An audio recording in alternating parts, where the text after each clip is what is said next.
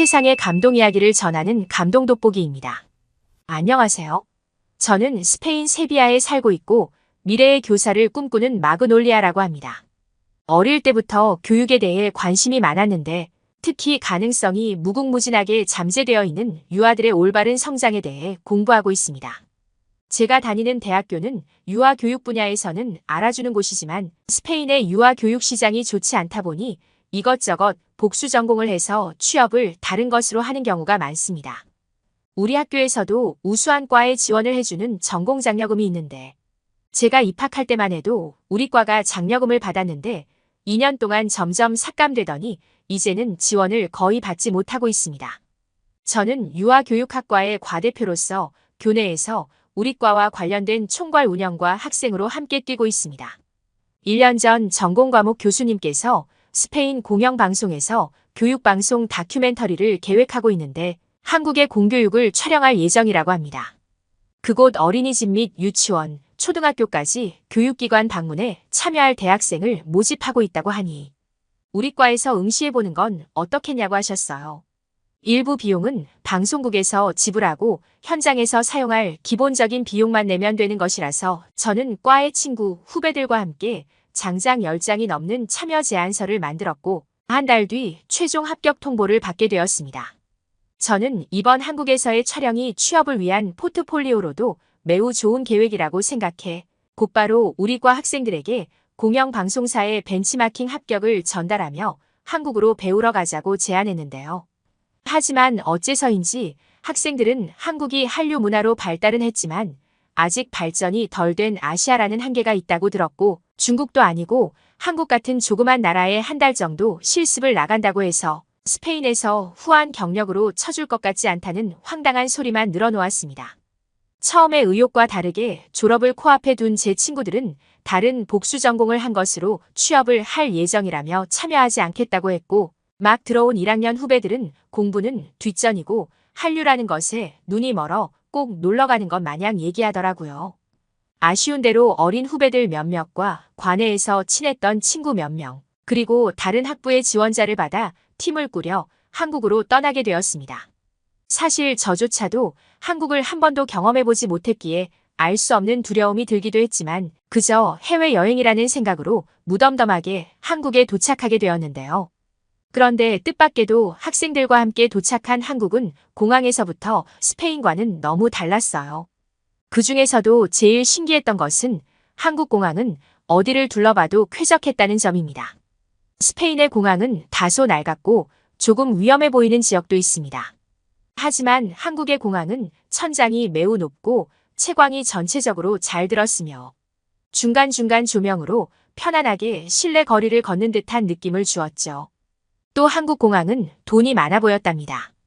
인공지능으로 안내를 하는 로봇부터 출국 절차도 키오스크로 다 하더라고요. 하지만 한국에서의 진짜 놀라움은 바로 공항을 떠나 공항버스를 탔을 때였는데요. 한국에서는 리무진이라고 부르더라고요.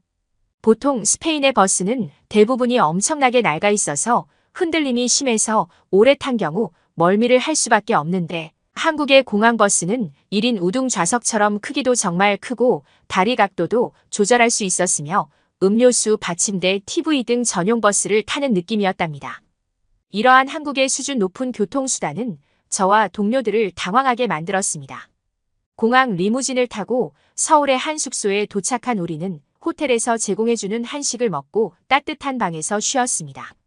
방송국 다큐멘터리 촬영의 일환이었다 보니 우리의 자유시간이 그리 많지 않았거든요. 다큐멘터리 총괄 책임자인 리디아는 호텔에 도착하자마자 일정을 바로 개시했어요. 미리 섭외한 한국인 방송사 직원분에게 전화를 걸었고 저녁 미팅을 시작하고 내일부터 서울의 한 지역의 어린이집과 유치원을 방문하기로 했습니다. 다음 날 호텔 조식을 마친 우리는 한국인 측 담당자 김태영 씨를 만났고 첫 번째 장소인 어린이집에 도착했습니다. 처음 도착한 동네는 스페인과 다르게 굉장히 밝고 차분하고 평화로운 분위기가 느껴졌어요. 반면에 어린이집에서 나오는 아이들의 소리는 힘차더군요. 방송국이 어린이집 원장님과 직원분 몇몇을 촬영하는 동안 저는 교실에 들어가서 어린 아이들과 인사를 했습니다. 그리고 아이들 뒤에 앉아서 한국인 보육교사가 하는 수업과 놀이를 계속 지켜보고 놀라지 않을 수 없었습니다. 교실 천정과 벽에는 CCTV와 큰 거울이 붙어 있었는데 그건 아이들이 놀다가 장난감을 삼키거나 갑작스런 일이 생길 때 잘 보이게 하기 위해 만든 거라고 하더라고요. 거기다 어린 아이들의 손에 맞는 큰 장난감들이 막 교실에 도착했는데요. 저는 평소에 이 장난감이 교실에 있는 건 아니고 어디서 빌려오는 것이냐고 물어봤는데 한국인 교사는 아이들을 위해 장난감을 저녁에 소독하고 아침에 다시 가져온다는 믿을 수 없는 말을 했습니다. 이런 많은 장난감을 보기도 드문데다 이 장난감을 매일 소독한다고 하면 그 비용이 만만치 않을 텐데 한국의 어린이집은 이런 것들을 아무렇지 않게 하고 있었어요. 그 다음 7살 형님 반으로 옮겨서 교육 현장을 지켜보았는데 저는 깜짝 놀랐습니다. 아이들이 한글을 교육받고 있더라고요. 어린이집은 보육이 위주인 곳인데 글을 가르치고 있다니. 결과적으로 교사의 월급이 더 올라가야 하고 그럼 어린이집 운영이 더 어려울 텐데 한국은 그게 가능한 건지 정말 궁금했어요. 점심시간이 되어 아이들의 급식을 보는 순간 입을 다물 수가 없었습니다. 영양사가 짠 균형 있는 식단을 깨끗하게 소독된 식판에 정량을 배분했고 요거트를 포함해서 과일, 닭고기 등 세계 10대 슈퍼푸드라 불리는 음식들이 골고루 있었던 거죠. 점심 급식 메뉴를 보면서 아래쪽에 저녁 메뉴도 붙어 있었는데요. 저는 너무 놀라 아이들이 저녁도 먹고 가냐고 한국인 교사에게 물었더니 한국인 교사는 이 모든 것이 나라에서 보육비가 지원되어서 안전하게 공급받을 수 있고 부모님들도 부득이하게 일이 늦게 끝나더라도 안심하고 일을 하실 수 있게 만든 시스템이라고 하더라고요. 장난감도 먹는 것도 한글 교육도 저녁 식사도 모든 것이 공짜란 믿을 수 없는 얘기를 한 거예요. 나라에서 그걸 전부 지원해준다고 하는데 한국은 진짜 부자 나라 아닌가요? 스페인은 보육 예산이 적다 보니 이런 시스템을 설치할 수가 없거든요. 이쯤에서 제가 스페인 교육 얘기 좀 드려볼게요. 스페인은 어린이집을 구아르 때리아라고 부릅니다. 3살부터 어린이집 입학이 가능한데 공립은 턱없이 부족해요.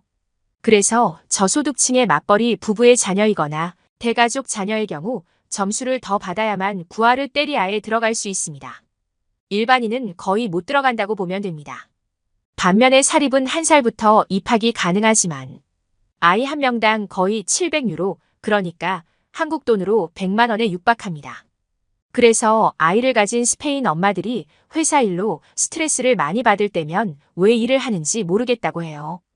보육비가 100만 원이나 되다 보니 자신의 월급과 별 차이가 없거든요. 또 스페인에는 유치원이라는 게 따로 있진 않고 학교의 유치부로 있답니다. 4살부터 7살까지 학교의 유치부를 다니는데 이것 또한 어려움이 있어요. 공립학교를 다니면 그에 속하는 유치부도 무상교육이에요. 100유로 정도의 급식비만 납부하면 됩니다. 반면에 사립학교는 얼마나 비싸겠습니까? 그래서 반사립학교라는 중간의 학교들도 있습니다. 다만 그곳은 카톨릭 재단 같은 곳에서 지원하기 때문에 종교 수업이 있고 이것이 불만인 사람들도 많습니다. 스페인은 영유아 교육 시스템에 있어 너무 취약하다는 것을 한국에 오고 나서 더 절실히 알게 되네요. 한국인 교사는 저의 스페인 시스템을 듣고 어이없어 했습니다. 그러면 이를 다니는 부모의 아이들은 안전하게 지내고 교육받을 권리가 없지 않냐면서 화를 내더라고요. 대화 도중 알게 된 한국 어린이의 무상급식도 한국에서도 처음엔 호불호가 갈렸지만 아이들을 위해 결정된 것이라 수긍하고 진행되었다고 해요. 제 생각이지만 한국 국민의 의식이 높아서 그런 것 같아요. 스페인에서는 그렇게 무상급식을 찬성하지는 않을 것 같아요. 정치도 경제도 뒤숭숭한 스페인에서 무상으로 뭔가를 제공한다면 다른 부분에서 서로 이것저것 무상으로 해달라고 난리가 날 거랍니다. 또한 스페인의 급식은 매우 비쌉니다. 제가 수업 때 OECD 국가 중 급식비가 제일 높은 나라라고 들었어요. 그나마 매우 위생적이기 때문에 비싼 거라고 알고 있는데 한국인 교사가 말하는 한국 급식은 스페인 이상으로 위생적이었어요. 급식 음식을 만들 때 학부모 참관은 물론 영양사와 업체 직원들이 상근해야 하는 것, 그리고 모든 업체의 해썹 인증을 받는 것을 넘어 한국에서는 원산지 추적까지 하고 있었어요. 그러니까 반찬으로 나오는 소고기가 어디서 길러졌고 얼마나 키웠고 언제 도축되었는지 추적이 가능한 말도 안 되는 시스템을 갖고 있었다는 것이죠. 스페인보다 더 위생적이고 확실한데 이것이 모두 무료라니. 그래서 한국인들이 유럽 사람들 이상으로 체격이 발달했나라는 잠시 다른 생각도 들긴 했습니다.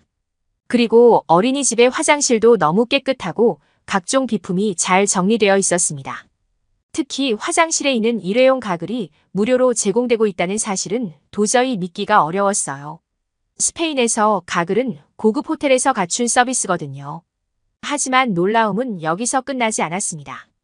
주위를 둘러보니 위생적인 시설뿐만 아니라 화장실용 물티슈, 심지어는 위생에 더욱 신경을 쓴 듯한 거품 비누까지 화장실 한쪽에서 제공되고 있어 그 자체만으로도 마치 무대 뒤 메이크업샵처럼 느껴질 지경이었습니다. 제가 감탄에 맞이하는 동안 방송국 촬영팀인 리디아와 태영 씨는 원장님과의 인터뷰를 마쳤습니다. 리디아 팀장님은 저에게 많은 정보를 얻었냐고 물으셨는데 저는 제가 보고 들은 믿지 못할 얘기들을 전해드렸죠. 그녀 또한 저에게 놀라운 말을 해줬는데요. 어린이집은 지원금을 받아 운영하기 때문에 1년에 한 번 평가 인증을 받아 문제가 있는 곳은 시정 조치를 하고 잘 운영한 곳은 인증기관이라는 타이틀을 붙여서 나라의 세금이 헛되이 쓰이지 않도록 계속해서 지도 감독을 하고 있다는 거였어요. 이런 행정조차도 모든 것이 다 돈으로 해야 하는 건데 지원금 주고 알아서 해라 하는 스페인과 달리 제대로 쓰고 있는지까지 하다니 정말 한국은 부자, 진짜 부자 나라예요. 스페인의 상황을 들은 태영 씨는 오히려 스페인의 열악한 인프라에 정말 놀라면서 스페인이라고 하면 유럽에서 선진국에 속하고 고소득 국가라고 알고 있는데 보육 시스템, 무상급식, 안정된 공교육 등의 기본 인프라가 갖추어지지 않은 사실에 놀라워했습니다. 한국에서 3주간의 다큐멘터리 촬영을 마친 리디아와 우리 학생팀은 매우 많은 한국인 친구들을 사귈 수 있었고 한국의 좋은 인프라를 마음껏 누리고 갈 수 있었습니다.